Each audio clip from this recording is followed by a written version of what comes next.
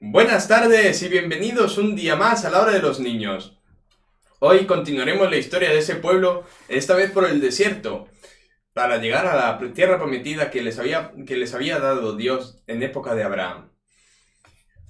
Vimos en el anterior capítulo quién era Moisés y cómo consigue liberar al pueblo israelita de las manos de Egipto, aunque estos tuvieron que sufrir las famosas 10 plagas.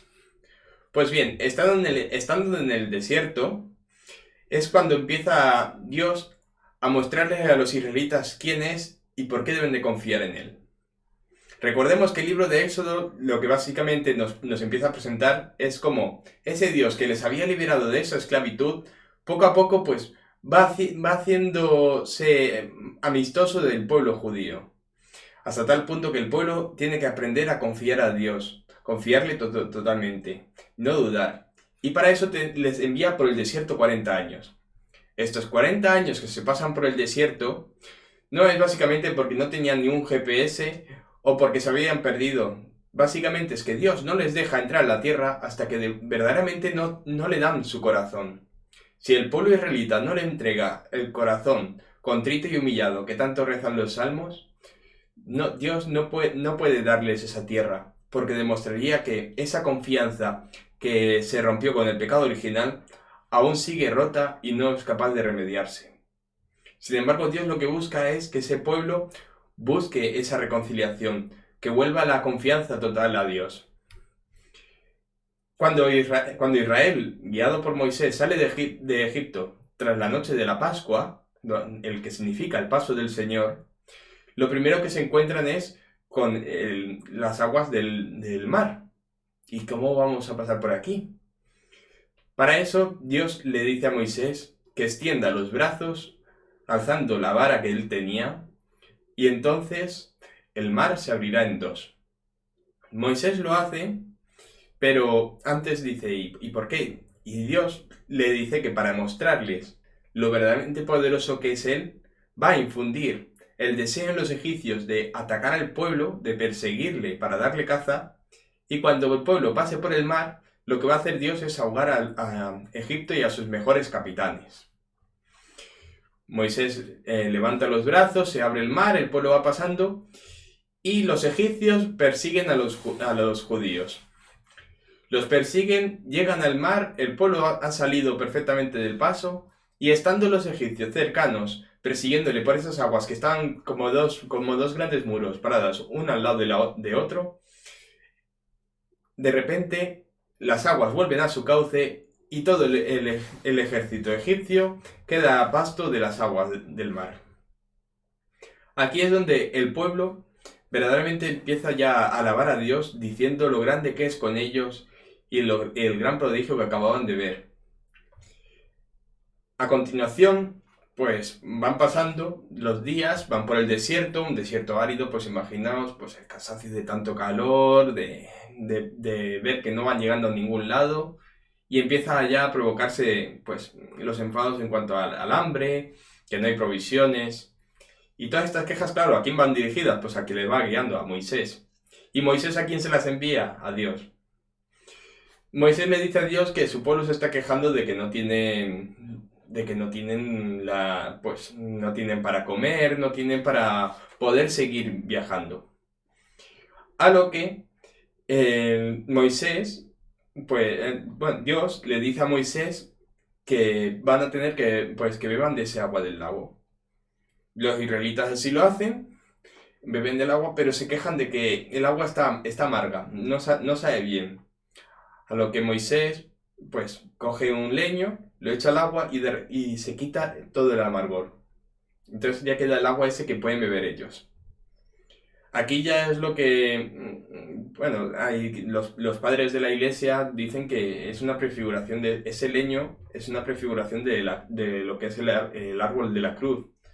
Pues pues ellos a punto de morir, los israelitas a punto de morir de sed, son salvados por un simple leño que cambia el amargor del agua. A lo mismo que hace Cristo, que por una cruz salva a todo el mundo.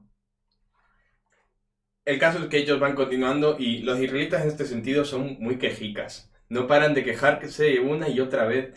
Y Dios empieza ya como a perder la paciencia de ellos, porque Dios ante todo intenta acercarse, pero los israelitas al principio sí lo cogen, pero luego enseguida empieza ya la duda, empieza la desconfianza y empiezan ya a decir que si no era mejor volver a ese Egipto, donde por lo menos eran esclavizados, pero por lo menos tenían para comer. Ante estas quejas, llega Moisés, le pide a Dios pues, que haga algo con su pueblo que está muriendo de hambre y que no hay forma de remediarlo.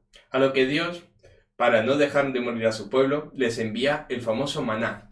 ¿Qué es el maná? El maná viene a ser como la traducción pan de ángeles, o sea, el alimento divino. Una especie de, como diríamos, el famoso néctar de los griegos. Y les da a comer. Y es un pan que no es que sepa nada, pero te quita el hambre al instante. Al principio los israelitas muy contentos, pero empezaron pronto a cansarse de ese maná.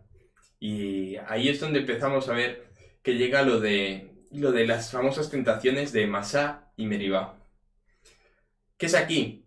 Bueno, el pueblo israelita vuelve a acusar a Dios de que qué malo es, que nos quiere matar de sed, nos quiere matar de hambre, nos ha sacado de un país donde por lo menos pues vivíamos con comida, bebíamos abundante, y nos ha traído a un desierto para matarnos aquí. Cuidado con las tentaciones porque aquí es donde Dios empieza ya a airarse un poco. O sea, ya empieza a enfadarse, ya empieza a ponerse la cosa seria de decir, mira, me estáis tocando las narices, no paráis de quejaros día y noche y yo ya no sé qué más hacer para contentaros. Pero es Moisés el que le pide pues clemencia. Moisés siempre va a ser como el abogado del pueblo. Moisés siempre va a pedir pues al Señor que recuerde quién es y por qué le ha salvado, por qué ha elegido a ese pueblo. Aquí en Masá y Meribá es donde Moisés, con la ayuda de Dios, va a golpear una roca de la cual va a manar agua. De esta roca luego se construirán ellos un pozo. Y claro, pero el pueblo israelita está en un desierto y están en tierra extranjera ante todo.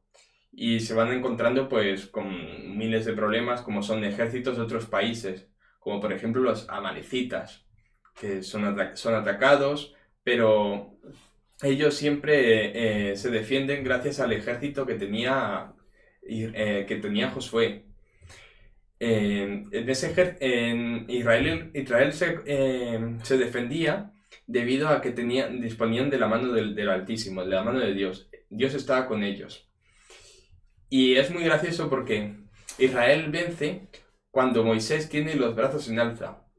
De modo que, claro, pues ante una batalla, pues Moisés, como persona que era, pues se cansaba, entonces se le bajaban los brazos y era cuando vencía al enemigo. Iban turnándose. Si tenía Moisés las manos alzadas, vencía Israel. Pero cuando se cansaba, vencía al enemigo. Así que lo que decidieron los israelitas fue pues sostener las manos de Moisés y atarlas hacia lo alto para que así Israel siempre venciera. ¿Qué es lo que nos puede dar? ¿Qué testimonio nos puede dar? Pues ante todo la confianza. Si nosotros ponemos la confianza en el Señor, todas nuestras metas van a ser posibles de conseguirse. Bueno, y van siguiendo por el desierto y es cuando empiezan ya a ponerse las famosas 10 tablas de la ley. Las 10 tablas de la ley, pues estando ya en el Sinaí, que es donde llegan antes de entrar en la tierra, llegan al monte Sinaí. Allí es donde, digamos, pues el pueblo pues, se queda a descansar. Y es ahí donde va a subir Moisés, debido a que Dios le llama. Y Dios le va a entregar los 10 mandamientos, las tablas de la ley judía.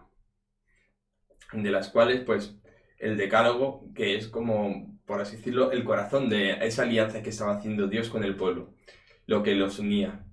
Siempre y cuando si los israelitas las cumplían, porque si no significaba que estaban rompiendo el núcleo vital de esa alianza.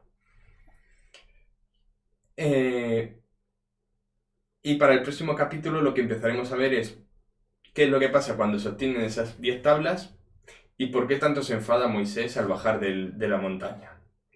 Espero que os haya gustado pues este paso por el desierto, en el cual pues vemos que poco a poco pues Israel pues va avanzando, pero siempre con esa lucha de confiar o no confiar en el Señor.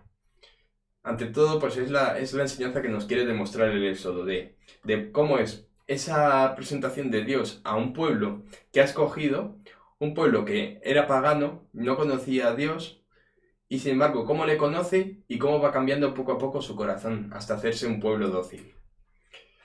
Espero que os haya gustado, nos veremos en el siguiente episodio, un abrazo a todos y que tengáis muy buena semana. ¡Adiós!